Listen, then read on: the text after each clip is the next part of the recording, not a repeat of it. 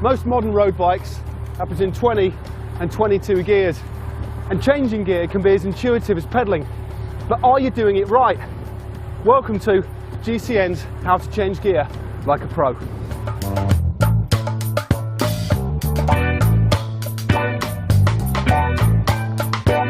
To a large extent, how fast you pedal, or your cadence, is self-selected. There is an optimum range, however, of between 70 to 100 revolutions per minute. Gear changes should be made to keep yourself in this range whilst maintaining your desired effort level. There is no way of telling what gear should be used in a given situation, as it depends on a rider's personal ability. But if you can keep your cadence in this region, you know you are doing okay. For most riders, a compact chain set at the front is a good idea, with a 50 and 34 tooth chainring and an 11 to 25 cassette. This gives you a nice low gear for steep climbs, but a top gear that is the equivalent of 53/12. Now, one of the things you shouldn't do is change gear under load. It creates a lot of hassle. The ideal thing to do is select the gear nice and early, especially on a steep climb, as we are now.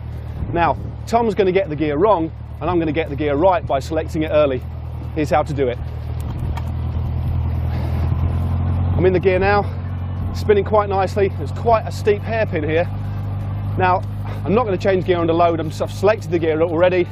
I can just cruise around this corner nice and easy. And Tom changes gear. Already got a bit of a gear crunch, and I've left him behind. Again, it's all about selecting the gear nice and early and thinking ahead. Avoid extremes on the cassette. Now, when choosing your gears, you should avoid using the smallest chainring and sprocket at the same time, and conversely the big chainring and big sprocket. It can be done, but it puts the chain and the derailleur under a lot of stress. So for the health and longevity of your gears, avoid it. Another thing you need to get right, especially in a race situation, is changing from the big ring onto the little ring, basically on a very quick approach to a steep climb. A good example would be in the Tour of Flanders when they're riding at 50-60 kilometers an hour before the Muur de Grammont. Timing is essential. You don't want to get caught out on the big ring on the steepest part of the climb. So get it early, in the middle of the block, from big ring to little ring efficiently, and you're on the climb, full acceleration, and you're away. Keep your gears clean. Now, one of the best things you can do for your gears, and probably the most pro, is to keep them clean.